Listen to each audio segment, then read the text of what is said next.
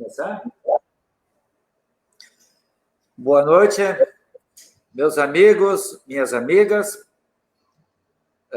membros da nossa Sociedade Espírita e demais simpatizantes que, neste momento, irão acompanhar esta mais uma live da nossa casa às segundas-feiras.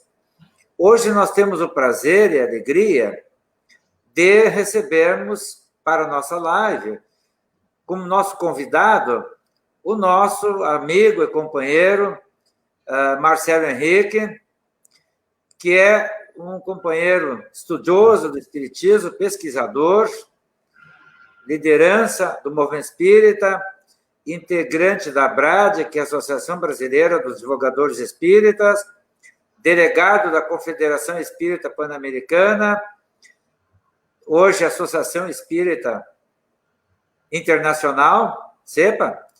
Também ele participa em Florianópolis, que é a sua cidade natal. Ele possui o grupo de estudos com Kardec, o ECQ, Estudos com Kardec. Também é do Instituto de Cultura Espírita daquela cidade. O Marcelo, ele está sempre aberto para atender nossos convites e, de longa data, nós o conhecemos pelo seu trabalho, pela seriedade, pela sua dedicação à pesquisa espírita, né? À busca de uma abordagem da doutrina sintonizada com os nossos tempos, buscando a ressignificação de nossos conceitos. E hoje o Marcelo vai abordar o tema livre-arbítrio e fatalidade, que é uma das temáticas da filosofia espírita. Portanto, Marcelo, seja bem-vindo, contigo a palavra. Muito obrigado, Budó. Quero cumprimentar os companheiros da Sociedade Espírita Estudo e Caridade, Lar de Joaquina, estabelecendo nesse momento a nossa sintonia mental entre a SEEC e a nossa Casa Espírita, que naturalmente está fechada nesse momento, há mais de um ano, em razão da pandemia, que é o Centro Cultural Espírita Herculano Pires, na cidade de São José, ao lado da capital do estado de Santa Catarina, Florianópolis. Nós estamos há mais de 45 anos em Florianópolis, na região da Grande Florianópolis, apesar de sermos originários do estado do Rio de Janeiro, onde nascemos há mais de 50 anos. Também fazemos esse trabalho há quase 4 anos no Facebook, com o grupo Espiritismo com Kardec, que atualmente tem 13 mil membros e que alcança todos os quadrantes do nosso país, assim como dos continentes da América do Norte e Central, Europa e Ásia. Agradecido pelo convite, pela lembrança, quero cumprimentar, além do Budó, a Maria Cristina Rivet, pelo convite amoroso e fraterno para conversarmos sobre o tema de hoje, que é livre-arbítrio e fatalidade. Eu estabeleci 3 premissas iniciais para a nossa conversação. Primeiro, somos espíritas. Por isso, temos o compromisso de estudar a doutrina dos espíritas. O que seria estudar o espiritismo? Essa é a primeira pergunta provocativa que eu faço. A segunda premissa é: estamos vivendo encarnados na Terra. O que é estar encarnado na Terra? Como se constitui a natureza desta encarnação planetária? E qual é o contexto da nossa existência? Quais são os elementos que fazem parte desse contexto existencial? Ensina-nos o Espiritismo que nós somos espíritos, que fomos criados há bastante tempo, estamos numa sucessão de experiências e, quando estamos na carne, participamos de 3 quadrantes, de 3 elementos que compõem a nossa encarnação: as provações, as expiações e as missões. Como é, então, que, com base nessas premissas, nós encaramos os fatos da nossa existência, da existência dos outros homens e do mundo como um todo? Finalizando, a terceira premissa é: o Espiritismo nos fornece respostas acerca das nossas dúvidas, dos nossos questionamentos? Sim ou não? Dentro disso, essas respostas são definitivas, ou seja, elas são cabais, elas são pontuais, de modo que não surgem, a partir das respostas, nenhum outro tipo de questionamento, ou os questionamentos são cada vez mais sucessivos, de modo que uma resposta nos leva a outras perguntas, que levam a novas respostas, que nos direcionam a outras perguntas, indefinida e sucessivamente. Então, eu perguntaria a cada um de vocês, a cada um de nós que estamos nesse evento, como você considera as respostas que você busca no Espiritismo? Elas são satisfatórias? Elas são condizentes com o seu pensar? Elas satisfazem o seu desejo de conhecimento, de sabedoria? Ou elas são insuficientes em alguns pontos? Se são insuficientes, o que é que está faltando? Está faltando algo à doutrina ou está faltando algo a você individualmente e coletivamente à instituição espírita a qual você está vinculado?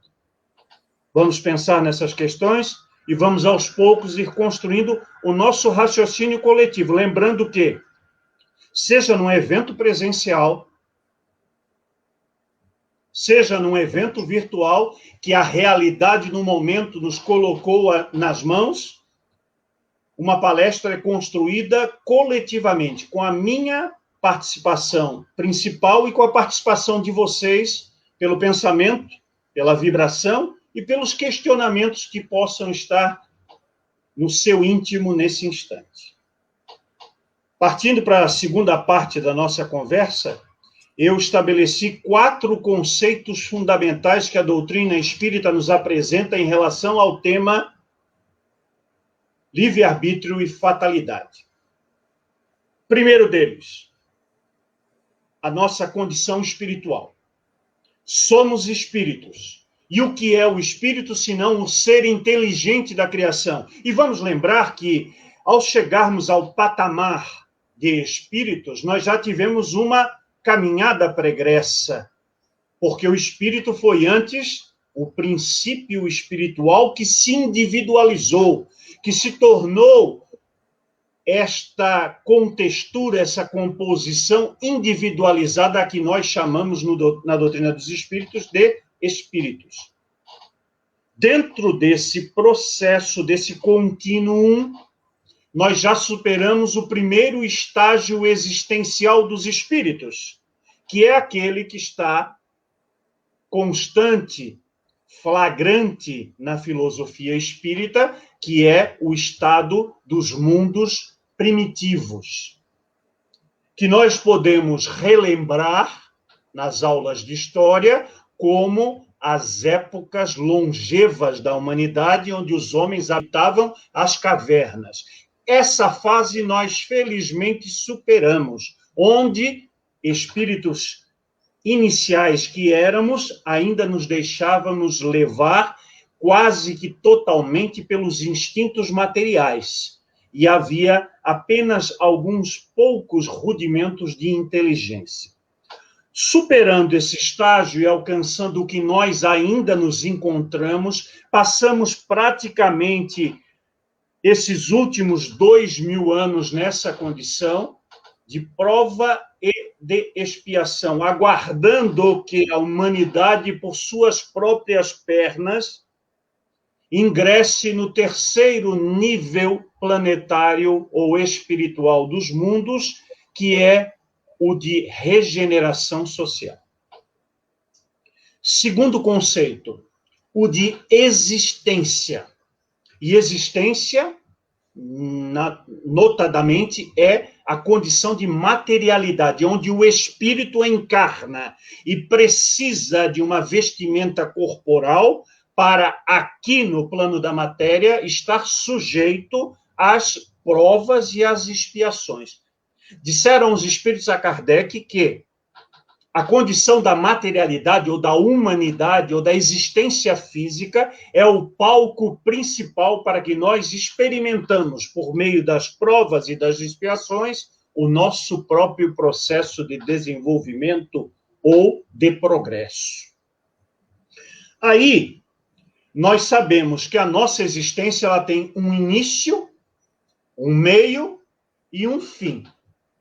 O início é a fecundação, a gestação e o nascimento com vida.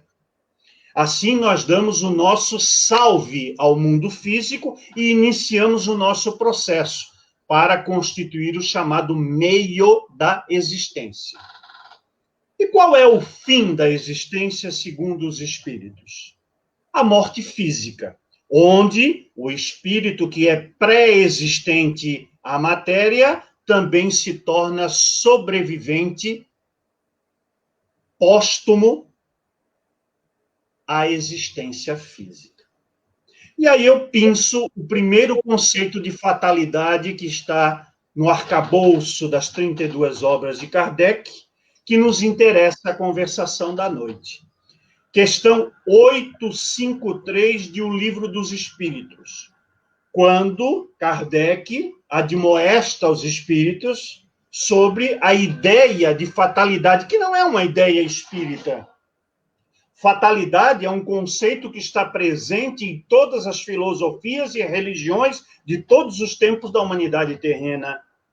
Sempre, sobretudo desde os gregos, que são considerados o berço da inteligência, do raciocínio, da filosofia, do pensar construtivo no nosso planeta Terra, se pensa na ideia da fatalidade como sendo algo que não se pode escusar, que é algo que nós não podemos nos livrar. E os espíritos, então, respondendo à pergunta de Kardec, dizem, abre aspas, fatal, no verdadeiro sentido da palavra, só o instante da morte. Então, esse é o conceito fundamental de fatalidade para a doutrina dos espíritos. O resto pode esquecer. Não há nada nas nossas existências que seja fatal além da morte. Porque a morte, para o espiritismo, ela possui dois contornos. O primeiro, material, óbvio, físico, que significa o término efetivo da vida física, ou seja, da nossa atual experiência encarnatória. Como que a morte se processa? Pela cessação, pelo findar, pelo término da atividade orgânica, animal, do espírito encarnado. Mas o espírito vence o aguilhão da morte e segue o seu processo, condiciona-se à vida espiritual propriamente dita e aguarda com expectativa um novo momento existencial na carne, na vida material. Terceiro conceito, Budó e amigos, o conceito de livre-arbítrio. Não podemos escapar dele, não podemos esquecer, porque a palestra é livre-arbítrio e fatalidade. Fatalidade e livre-arbítrio, ou seja, são conceitos que estão intimamente ligados. E o que é livre-arbítrio na dicção dos espíritos superiores? Questão 122 da obra primeira de Kardec, O Livro dos Espíritos. A liberdade de si mesmo. Ou, abre aspas, o livre-arbítrio se desenvolve à medida que o espírito adquire consciência de si mesmo. E aí os espíritos encerram com chave de ouro essa questão. Dão uma verdadeira sacudida em nós, homens, que achamos, muitas das vezes, que há um fio condutor ligado à espiritualidade superior, ligado a Deus, ligado ao universo, ligado à fonte geratriz desse universo, como se fôssemos aqueles bonequinhos, marionetes ou títeres, e alguém lá em cima estivesse se movimentando. Agora o Marcelo vai para cá, agora o Marcelo vai para lá, agora o Marcelo vai ter um filho, agora o Marcelo vai mudar de profissão, agora o Marcelo vai estudar, agora o Marcelo vai se separar. Não. Não tem ninguém conduzindo a sua nem a minha vida. Como é que os espíritos terminam a resposta da questão 122? Nada, absolutamente nada dirige o espírito a não ser a sua própria vontade. Então acabou a conversa de nós acharmos que o nosso anjo da guarda, o nosso espírito protetor, decide as coisas por nós. Ou que Deus está lá de cima, né, com uma luneta ou uma lupa, enxergando, o Marcelo ali está fazendo uma coisa que eu não estou gostando, eu já vou mandar um castigo para ele, já vou resolver essa situação toda. Por quê? Porque nós transpassamos ao Criador aquilo que nós fazemos enquanto somos pais na nossa existência física. Eu tenho um filho de 10 para 11 anos e eu, por obrigação de pai, de educador, eu tenho que ensiná-lo. Então, eu, pai biológico, físico, vou dizer, meu filho, isso não pode fazer. Aquilo pode fazer. Se você agir dessa maneira, você vai ter um resultado melhor do que essa outra maneira que você está fazendo. Mas Deus não faz isso com a gente. Porque nós temos autonomia, que está na questão 122, com o nome de vontade. Quarto e último elemento, o conceito fundamental, Budó. O conceito fatalidade para os espíritas. Veja que eu trabalhei há pouco com o conceito do instante da morte, na questão 853, que é o conceito espiritual espírita, que está lá na base fundamental, que é premissa, que é princípio, que é fundamento da doutrina, e que para ser alterado é necessário que haja todo um raciocínio, toda uma nova informação espiritual que vai invalidar aquele conceito. Enquanto ele não for invalidado, ele permanece sendo a nossa referência. E por que eu estou dizendo isso? Porque os livros de Kardec não são bíblias, ao contrário de que muitos pensam. Kardec foi um homem encarnado muito mais desenvolvido, muito mais evoluído do que nós, não há dúvida nenhuma disto. Mas nós não podemos sacralizar a sua obra dizendo que ela é imutável, que ela é permanente, que ela é definitiva, porque ele mesmo estabeleceu um fundamento para o trabalho espiritual espírita e para o processo de maturação da própria doutrina dos espíritos. Qual foi a premissa? Progressividade dos ensinos espíritas. Nós não podemos ficar parados em 1869. Por quê? Porque em 1869 não existia isso que está aqui, luz elétrica. E como é que eu vou estabelecer como parâmetro para a minha existência do século 21, 2021, o contexto social, tecnológico, material, instrumental de 1869? Logo, há situações que não estão nas obras de Kardec, e há situações nas obras de Kardec que precisam ser revistas, atualizadas, complementadas. Ou seja, meus amigos que me ouvem talvez pela primeira vez, pode esquecer o chão que existia embaixo de você, que você estava ali, na zona de conforto, sentadinho, achando que tinha descoberto tudo, achando que tinha encontrado tudo, achando que o Espiritismo iria trazer resposta para todas as dúvidas da sua existência. Esqueça! Primeiro, porque o conhecimento é progressivo. Segundo, porque a doutrina tem que ser progressiva também. Terceiro, porque nós no nosso próprio desenvolvimento, estamos sujeitos a experimentar novas ideias, novas situações e construir e reconstruir incessantemente o nosso pensar. Quero lembrar que Kardec, neste livrinho aqui, Instruções Práticas sobre as Manifestações Espíritas, coloca na parte inicial o vocabulário espírita, que também está em O Livro dos Médiuns. Conseguem ler? Vocabulário Espírita, está nesse livrinho, que é uma separata do Livro dos Médiuns, em que lá está escrito o que é fatalidade para o Espiritismo. E eu vou pegar só um trechinho para não ficar muito tempo nessa questão. Diz Kardec que, segundo a doutrina espírita, escolhendo sua nova existência, o espírito pratica um ato de liberdade. Seja qual for a condição existencial na vida física, conserva ele o livre-arbítrio em todos os atos de sua vontade. E não será, preste atenção nesse detalhe, não será fatalmente arrastado a fazer isto ou aquilo, nem a sofrer este ou aquele acidente. Acabou a vitimização. Acabou a ideia de que, estou acontecendo isso comigo, mas eu não merecia. Coloque a mão na sua consciência.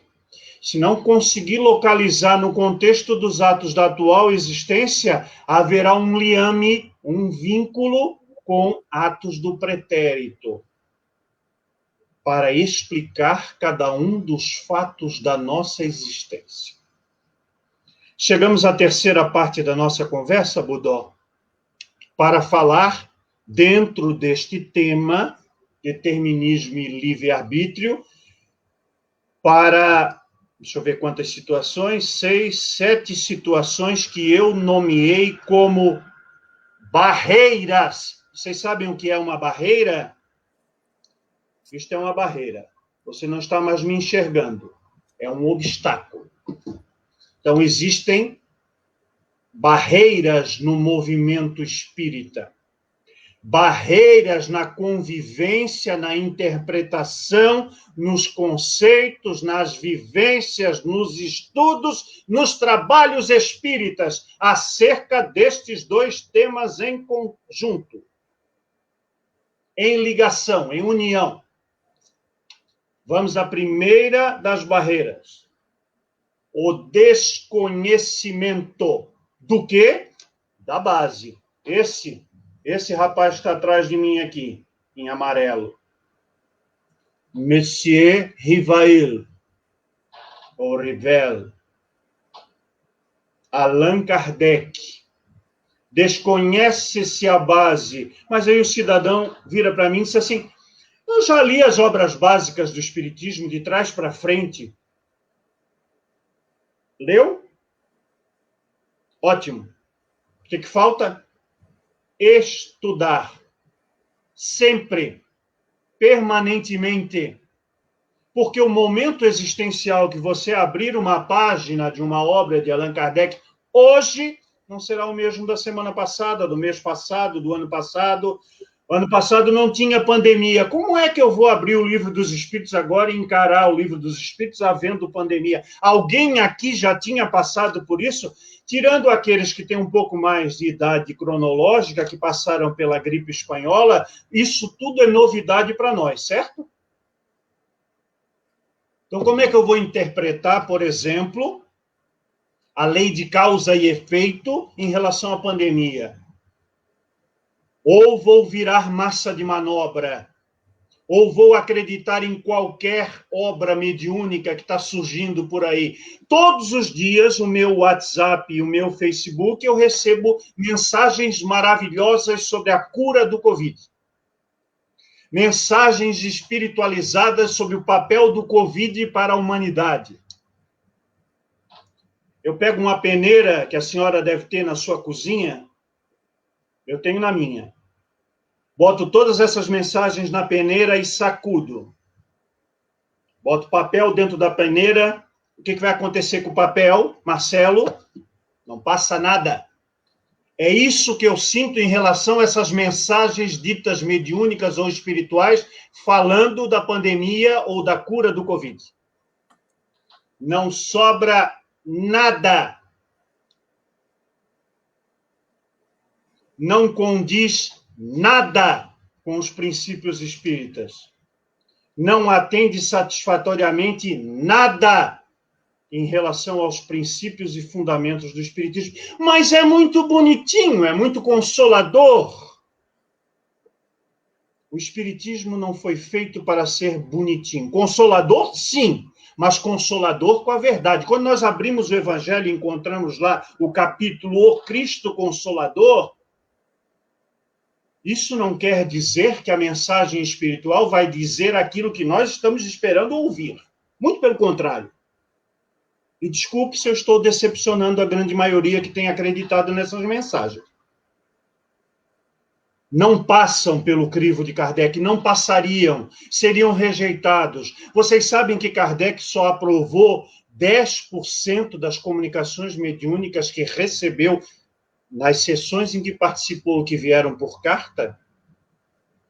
E vocês sabem que desses 10% ele só publicou 3%? Haja critério. E que critério? Nós, o que fazemos hoje, movimento espírita brasileiro e internacional, achamos que todo médium é de Deus. Achamos que todo espírito é de Deus. E aí eu vou lembrar Jesus de Nazaré que disse: provai e vede, nem todos os espíritos são de Deus. E eu não quero dizer que eles sejam espíritos do mal, mas são espíritos inferiores. É como você vai na mesa do restaurante, encontra pessoas conhecidas e começa a conversar sobre o cotidiano da vida, sobre as dificuldades, e cada um tem a sua opinião. Ou então você chega na casa do tio, da avó, do sogro, da sogra, da namorada, e está todo mundo comentando sobre o Jornal Nacional, o Jornal da Record, o Jornal da Band, o Globo News, o CNN, o que seja. E cada um tem uma opinião sobre a questão. Agora nós estamos praticamente no final do Campeonato Brasileiro. Eu sou rubro-negro, estou torcendo pelo meu Flamengo, e vocês aí no Rio Grande do Sul, uma parte, 50%, né, está torcendo para o Colorado, que era o time do meu pai. Meu pai nasceu aí em São Sebastião do Caí, na Grande Porto Alegre. Então eu sou colorado por parte de pai. Mas eu estou torcendo para o Flamengo, e vocês estão torcendo para o Colorado ou contra o Colorado. A outra turma está torcendo contra, né? E aí eu vou comentar os jogos de ontem, vai ter opinião para tudo quanto é gosto, não é? Nós não podemos fazer isso com a doutrina dos espíritos. E por que isso acontece, Marcelo? Porque, em geral, os espíritas têm desinteresse no estudo aprofundado. Continuam presos a ideias que podem estar ultrapassadas, porque foram trazidas no contexto do século XIX. Por exemplo, Kardec falava do duelo. Kardec perguntou aos espíritos sobre o duelo. E alguém vê sistematicamente o duelo acontecendo hoje como acontecia no século XIX? Não, porque a legislação mudou, a sociedade evoluiu. E aquele conceito está ultrapassado.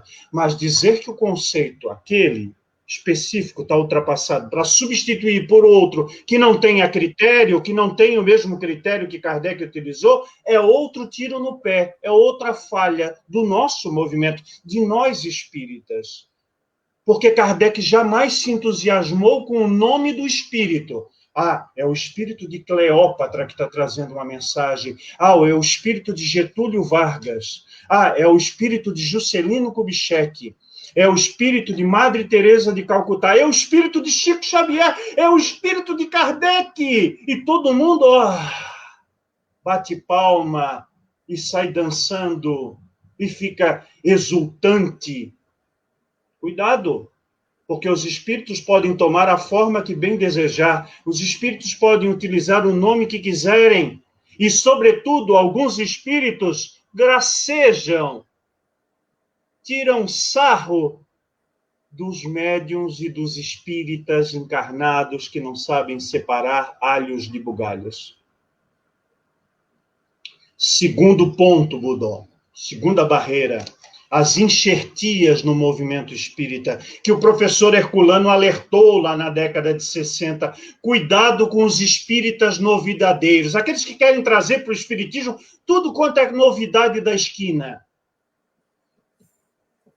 E a mediunidade brasileira é uma prova disso, porque nós deixamos de aferir a autenticidade do espírito e também demos um padrão de popstar aos médiuns. Pergunto a você que estuda as obras espíritas de Kardec. Como é que Kardec identificava os médiuns nas suas 32 obras? Não era o médium José Budó, não era o médium Marcelo Henrique, era o médium senhor J para José, era o médium senhor M para Marcelo. Ou seja, a importância não é do médium, a importância é da mensagem, não é nem do espírito, é da mensagem pela qual o espírito, através do médium, seja portador.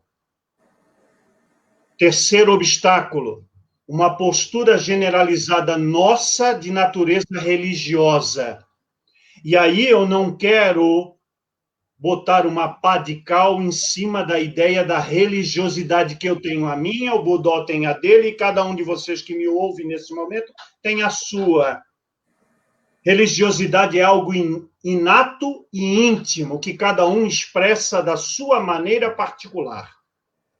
Mas isso não significa que eu vou pegar a minha forma de viver a religiosidade, vou chegar no lar de Joaquina, vou chegar no Herculano Pires e dizer assim, agora eu vou rezar um terço aqui na frente. Agora eu vou tirar a minha imagem de São Francisco que eu tenho na minha carteira e passar de mão em mão. Agora nós vamos todos fechar os olhos, apagar a luz, levantar na hora da prece. Nós estamos imprimindo ao trabalho espírita a nossa religiosidade pessoal. E o espiritismo não é para isso. A sua religiosidade você vive intimamente. Você vive no segredo, no recôndito do seu pensar. Na casa espírita não há práticas, não há rituais, não há dogmas, não há hierarquia, não há mandamentos, não há sacramentos, não obstante eu tenha vivido no catolicismo até os meus 11 anos de idade. E sinto muita saudade, a saudade boa dos momentos que passei na igreja do primeiro ano de vida até o 11º. Deixei muitos amigos lá. Quando posso, quando sou convidado, compareço a um templo protestante, a uma igreja católica, a um terreiro de umbanda, a um tabernáculo, onde me convidarem, eu vou, respeitando a crença dos que estão lá. Mas eu não vou trazer para o movimento espírita esse tipo de crença, nem vou fazer do movimento espírita, da casa espírita, um cenário para minha religiosidade pessoal. Quarto, nós temos uma ausência, uma carência de ambientes onde se promova o estudo aprofundado do espiritismo. Kardec estabeleceu um rito, não um rito formal, um rito ideológico, de espiritualização, de filosofia espírita. Quem daqui sabe qual foi o rito, qual foi a sequência que Kardec estabeleceu para o estudo das suas obras? Poucos. Posso contar nos dedos. Kardec falou textualmente. Você quer uma ordem para estudar as minhas obras? Pois bem, a ordem é o que é o Espiritismo, como primeiro livro, o livro dos Espíritos, como segundo, o livro dos Médiuns, como terceiro, o quarto, muita gente vai dizer o Evangelho, o Céu e o Inferno, a Gênesis. Quarto lugar, a coleção completa de 12 volumes da Revista Espírita. Depois, pode estudar o Evangelho, pode estudar o Céu e o Inferno, pode estudar a Gênese, pode estudar o livreto Obsessão, pode estudar as Instruções Práticas, pode estudar o Principiante Espírita, pode estudar a Prece segundo o Evangelho. Ei! Qual foi a vez que você abriu o livro O que é o Espiritismo e leu e estudou esse livro? Qual foi a última vez que você estudou em grupo o Livro dos Espíritos? Ou você está estudando só literatura alienígena? O que é literatura alienígena? Livros mediúnicos que vendem uma montoeira porque são ficcionais, porque são artísticos, porque são crônicas ou romances e atraem muito a nossa atenção. Mas a estudar a base, poucos estudam. Quinto, ninguém, nem o Budó, nem eu, nem o mais erudito espírita que vocês possam conhecer da atualidade ou do passado, ninguém é professor de espiritismo, disse Herculano Pires. O espiritismo não tem curso de formação. Cuidado! Se alguém oferecer para vocês um curso de formação em filosofia espírita, abra o olho, que fornece um certificado bem bonito, bem produzido. Cuidado, porque o espiritismo é progressivo e permanente. Quanto mais eu estudo, mais eu vejo que tenho para estudar e aprender. Sexto, os espíritas, em geral, não têm disponibilidade para o aprendizado. Eu cresci ouvindo de pessoas mais velhas do que eu, algumas longevas, com faixa etária superior aos 50, 60 anos de idade, dizendo assim: eu já sei tudo de espiritismo. Eu já conheço isso. Isso está na obra tal, no item tal do Livro dos Espíritos. E, principalmente, Budó, a afirmação equivocada que vai de encontro à pergunta que eu fiz na abertura dessa nossa conversa. O Espiritismo me dá todas as respostas que eu preciso. Não dá e não vai dar. E se der todas as respostas, talvez você seja um espírito superior na Terra, já na fase final para se converter num espírito puro. E eu gostaria de conhecê-lo. Porque se alguém fecha a porta, fecha a questão, dizendo que já tem todas as respostas e todas as respostas foram dadas pelo Espiritismo, muito cuidado. Porque isto anula completamente a lei de progresso, que é uma das 10 leis espirituais aplicadas a todos os mundos. Quanto mais eu sei, disse aquele filósofo grego, só sei que nada sei. Quanto mais eu sei, eu vejo o que eu tenho que saber que eu ainda não sei. Mais velho que andar para frente. Por último, o movimento espírita abandonou completamente o método de evocar os espíritos. Parece que nós voltamos à época de Moisés, porque Moisés, no Antigo Testamento, proibiu o povo de evocar espíritos. Por quê? Porque o povo estava evocando espíritos para saber o resultado da loteria. Sim, naquele tempo também tinha a loteria deles lá. Não era a Mega Sena, mas tinha a loteria deles, os jogos de azar, porque isso é mais velho do que a própria humanidade. Estava consultando os espíritos para saber com quantos anos ia se casar. Estava evocando os espíritos para saber se ia passar no vestibular ou não. Trazendo para os dias de hoje, claro. Ou seja, nós confundimos os canais. Nós não vamos chamar os espíritos, evocá-los numa reunião espírita para tratar de temas materiais. Nem para tentar entender que tudo que acontece na nossa vida é obra do acaso, é obra da fatalidade. Meu filho morreu com 20 anos porque era a vontade de Deus. E a causalidade onde fica? E a programação encarnatória? E a lei de causa e efeito? E o livre-arbítrio? E a consciência de si mesmo? Tudo isso precisa ser levado em conta. Então, se nós paramos de evocar, o que acontece? Nós viramos massa de manobra de determinado espírito, que alguns dizem que é espírito superior, ou de determinado médium, como acontece no movimento espírita, que de mediunidade tem muito pouco, e de animismo, que é a capacidade pessoal de produzir alguma coisa dizendo que é espiritual, desse tamanho. Está cheio de médium anímico no espiritismo. Não que o animismo fosse um problema, o animismo foi estudado por Kardec. O animismo significa você entrar em contato, em sintonia com o teu próprio eu, desta e de outras existências, e buscar na memória cerebral, na memória espiritual, através do cérebro atual, experiências de outras encarnações para servir-lhe de aprendizado. Encerramos a nossa conversa, Budó, e ficamos à disposição para os questionamentos, dizendo duas coisas.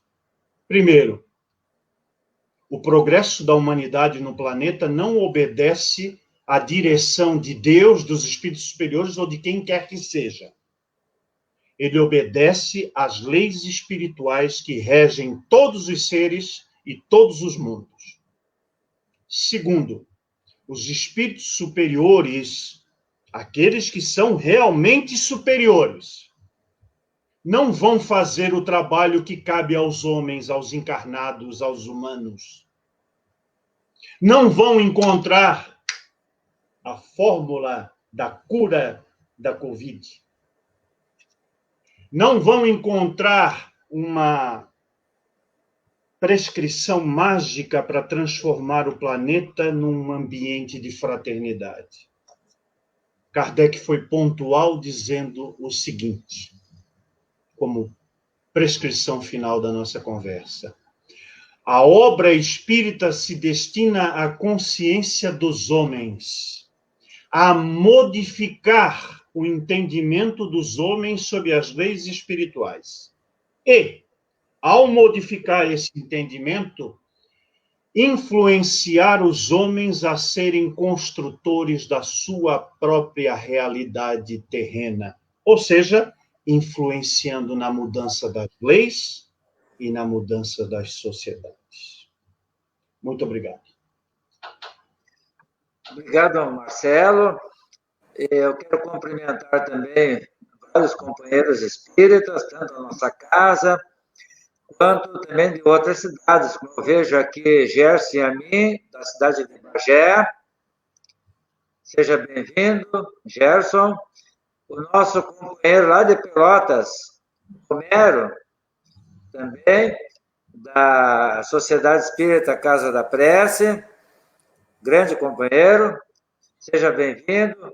Nosso ex-presidente, o Gerson, Ana Maria de Nardim, Maria de Lourdes, o Hegel, lá de Teotônia. Eu tenho algumas perguntas aqui. Tem uma pergunta que é a seguinte, que é uma companheira de Jaguari. Ela pergunta o seguinte, uma dúvida só. Kardec não afirmou que os espíritos, por vezes, nos dirigem mais até do que supomos? Sim. E essa afirmação que foi transcrita por Kardec, quando ele pergunta se os espíritos, ou seja, os desencarnados, têm algum poder de influência sobre nós encarnados, e o espírito, até jocosamente, diz, mais do que imagineis. Não raro são eles que vos dirigem. Mas que direcionamento seria esse que os espíritos tentariam nos dizer através dessa colocação que eu considero bastante jocosa, bastante bem-humorada, porque tira um pouco da pretensa vaidade, do orgulho desmedido do homem de se achar apenas aquele que escolhe as suas tendências. Vamos pegar um pequeno exemplo. Embora as nossas crianças estejam vindo muito mais espertas e despertas do que fomos nós, não é, Budó? Nossos filhos e netos atualmente nos dão um banho de conhecimento, de intelectualidade e de sentimento, a maioria das vezes. Mas vamos lembrar de nós, enquanto crianças e pré-adolescentes. Nós não sabíamos muitas coisas. Aliás, nós sabíamos muito pouco. E continuamos sabendo pouco. Porque não é a erudição cultural, não é a frequência a cursos de educação formal que nos torna sábios. É um conjunto que vai nos dando a tal da sabedoria. Mas quando nós éramos crianças e adolescentes, cada um de nós que está nessa assembleia nesse momento, quais eram as influências que nós tínhamos? Um irmão mais velho, o pai, a mãe, um avô, um tio, um amiguinho que se destacava no esporte ou na escola, um cantor, um artista de televisão, um jogador de futebol, e assim sucessivamente. Muitas influências encarnadas no nosso pensar, no nosso fazer, no nosso agir, no nosso falar, não é? Quantas vezes nós os imitávamos? Quantas vezes nós nos espelhávamos neles? Quando eu crescer, eu quero ser igual a fulano, igual a Beltrano, igual a Cicrana. A mesma coisa se dá no ponto de vista das relações entre os encarnados e os desencarnados. Já sabemos de antemão que nós temos um grande amigo do peito, um cara bacana que zela por nós, que é o nosso espírito protetor, o nosso anjo de guarda. Ele está ali, 24 horas por dia. Ele só se afasta quando nós nos tornamos teimosos, recalcitrantes no mal, na dicção dos espíritos. Mas ele está ali e, através da mediunidade mais natural que existe, chamada intuição, ele vai nos dando alguns insights, vai soprando no nosso ouvido algumas coisas boas, algumas advertências. Então, é nesse sentido a interpretação daquele contexto quando os espíritos dizem que eles, os espíritos, influenciam tanto na nossa existência, mais do que nós imaginamos. Mas espírito desencarnado nenhum assume a posição de piloto desta aeronave que está aqui, corporal, física, orgânica.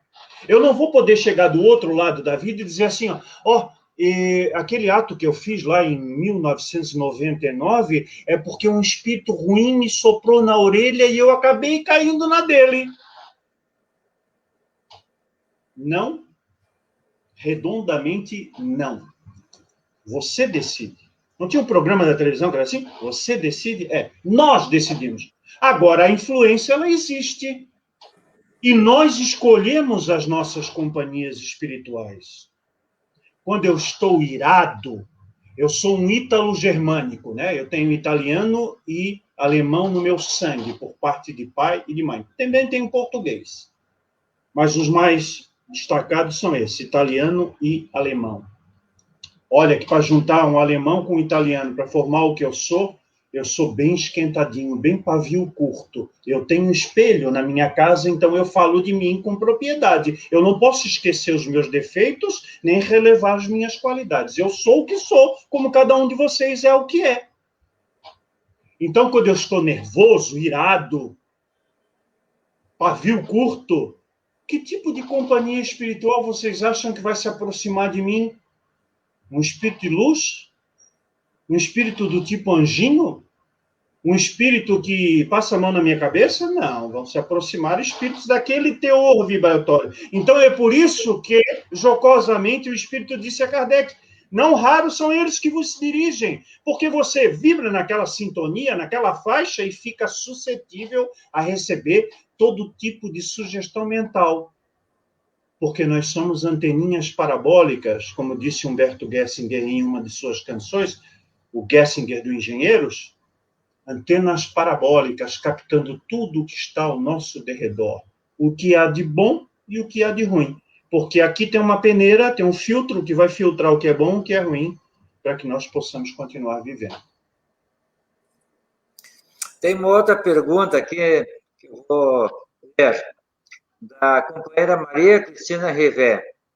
Marcelo Henrique, quando tu és líder de um grupo e tua decisão, livre-arbítrio, afeta de maneira intensa e dolorosa a vida das pessoas, como fica? Fica pela gradação da responsabilidade. Tu sabes, ô Budó e Maria Cristina, que tem umas mensagens fake.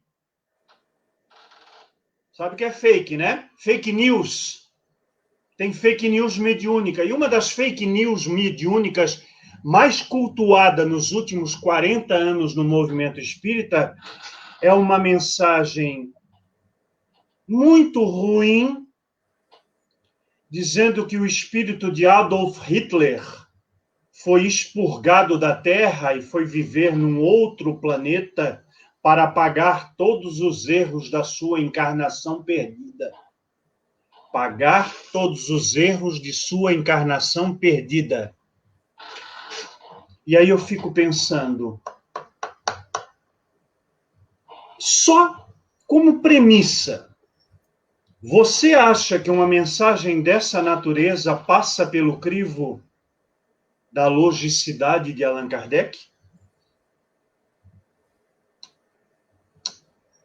Eu posso dizer que uma criatura que encarnou na Terra, por mais ruim que ela tenha sido, que ela teve uma existência inteiramente perdida, pois, Maria Cristina, Hitler pode ser o exemplo dessa tua fala, dessa tua pergunta. Alguém que, sendo líder de um grupo, ali era líder de uma nação, né, que foi responsável pela segunda maior atrocidade mundial, que a primeira tinha sido a Primeira Guerra de 14 a 18, e a segunda foi a de 39 a 45. Né? E na Segunda Guerra, um personagem se destaca, não sozinho, porque houveram outros, né? Ninguém faz uma guerra sozinho, vamos deixar isso bem claro, para não colocarmos alguns na posição de vítima, na vitimização, que é comportamento comum da humanidade. Minha mãe dizia assim, Budó, minha falecida, saudosa mãe, dizia assim, Marcelo, meu filho, quando um não quer, dois não brigam. Mas voltemos ao exemplo do Hitler. Claro que a responsabilidade dele vai ter relação com aquilo que ele foi. Foi um governante, foi um líder, levou muita gente a acreditar numa ideologia. Qualquer semelhança com fatos e acontecimentos reais no Brasil de 2021 não será mera coincidência. Se eu prego a divisão, se eu prego o ódio, se eu prego as pessoas se digladiarem entre si, numa guerra fratricida, covarde, eu sou responsável por isso. Eu, governante, eu, dirigente espírita, eu, dono de empresa, eu, professor, eu, advogado, eu, dirigente espírita. Se existem pessoas, gente, sob a minha supervisão, e eu prego tudo isso, serei responsabilizado na visão de Jesus, sentiu por sentiu, na medida da minha responsabilidade.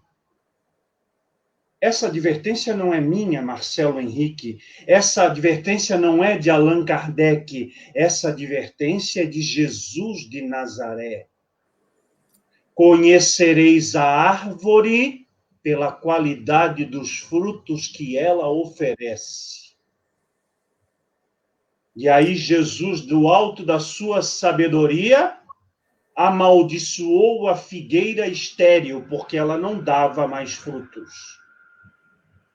Tudo isso é simbólico, tudo isso tem a ver com o momento existencial. E precisa de nós muito equilíbrio, para que não nos tornemos, sejamos como espíritas ou sejamos como cidadãos, massa de manobra de ideologias A, B ou C, não me interessa. A nossa causa, a nossa bandeira, diz Allan Kardec, é a da fraternidade universal entre todos os espíritos.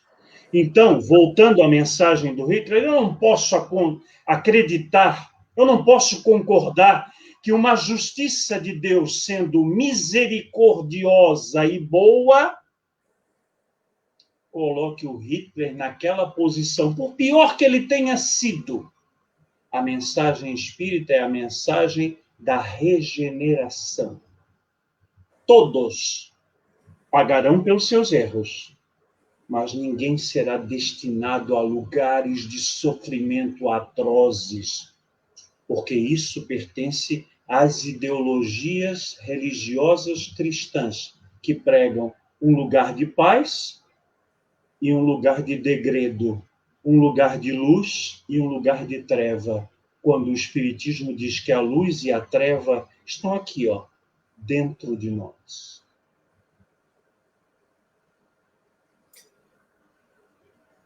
Bom, estamos chegando ao fim. Mais uma pergunta para encerrarmos.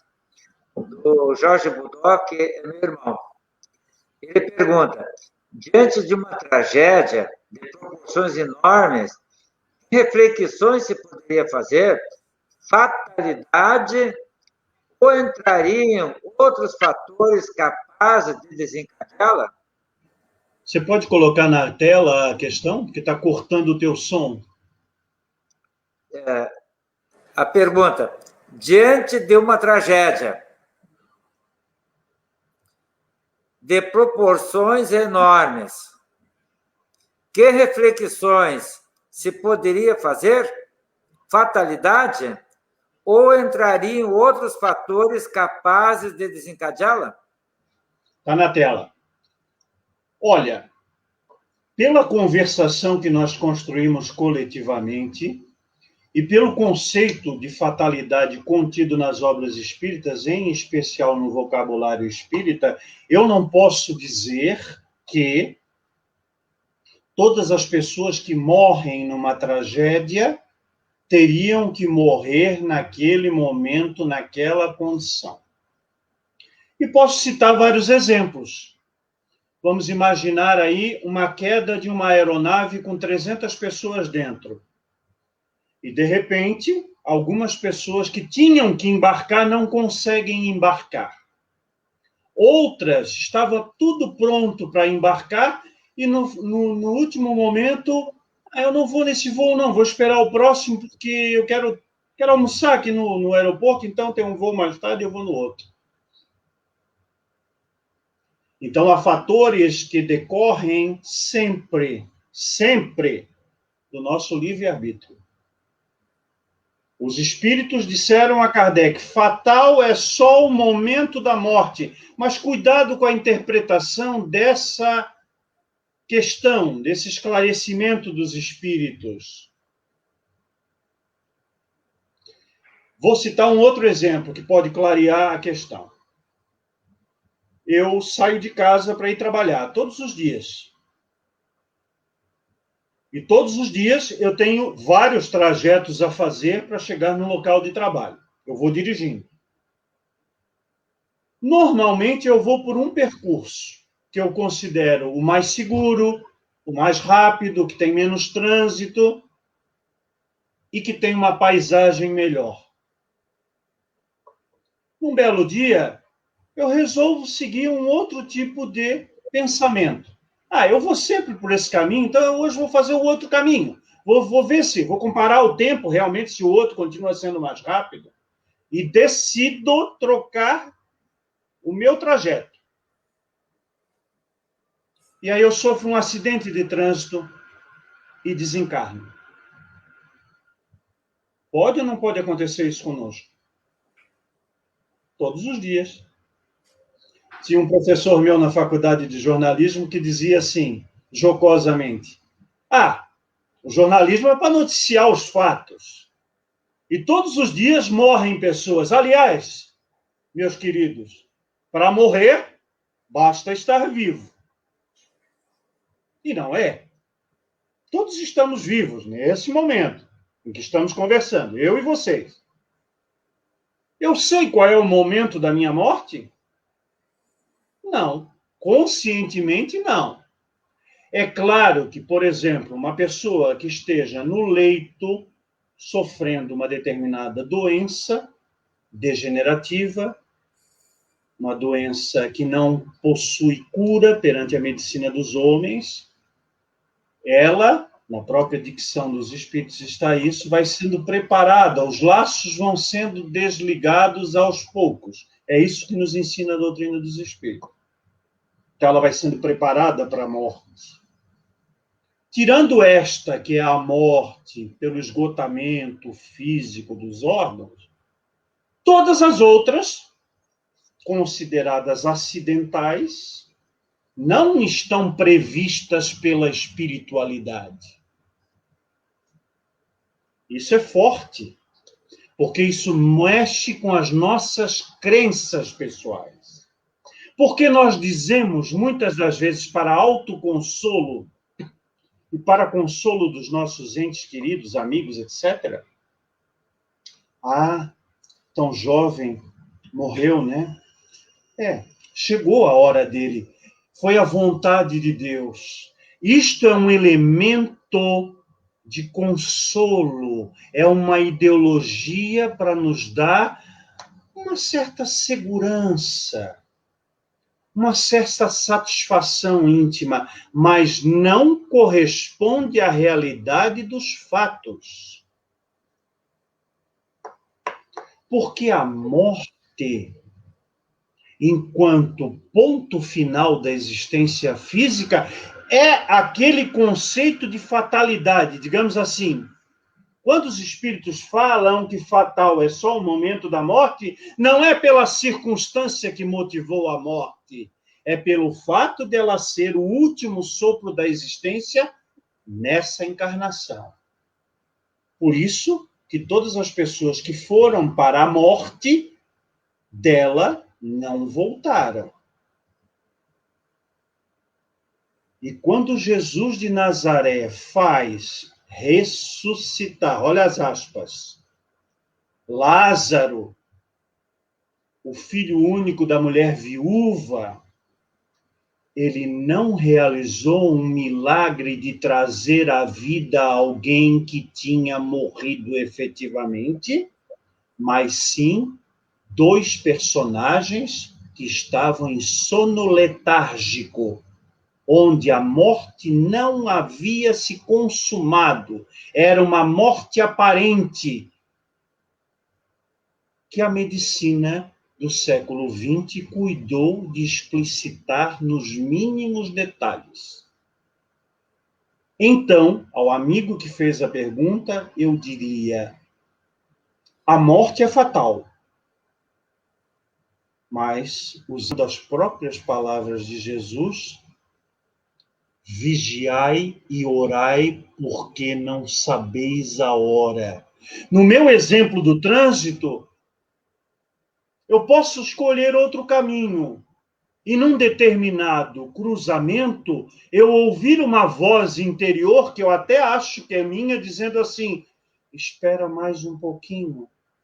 Ou então aparecer uma distração qualquer, uma criança brincando no acostamento, uma senhora idosa fazendo um aceno, o meu celular que toca dentro do carro, e eu espero mais 10 segundos para arrancar o carro, e passa um caminhão em alta velocidade e eu não colidi com ele e não faleci. Então, para os nossos olhos, tudo o que parece fatal, na verdade, muitas das vezes, poderia ter sido evitado se nós fôssemos mais pacientes, mais diligentes, mais inteligentes, mais sentimentais, que olhássemos para o nosso derredor, que tivéssemos os insights que a intuição, que é a voz dos bons espíritos nos trazem, E seguramente, se não fôssemos tão teimosos, tão orgulhosos, tão prepotentes, tão donos de si mesmo, cujos efeitos das nossas atitudes somos nós os primeiros a experimentar.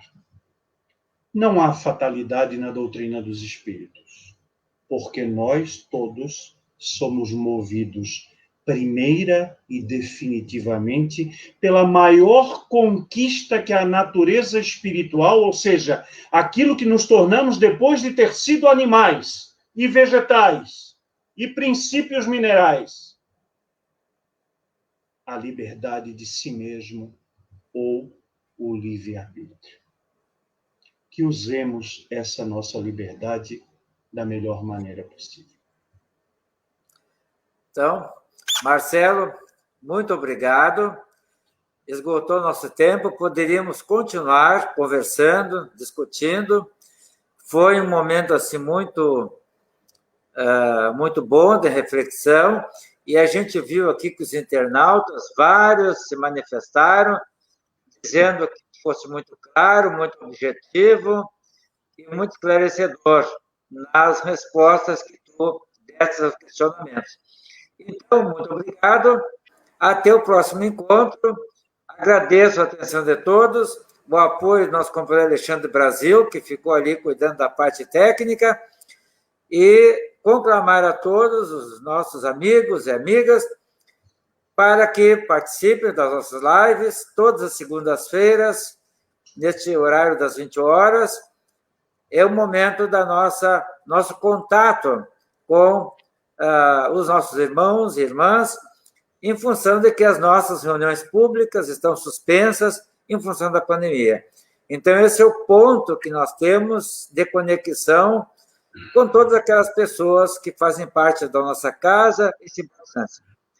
Mais uma vez, muito obrigado a todos, e ao Marcelo, e até uma próxima oportunidade. Até.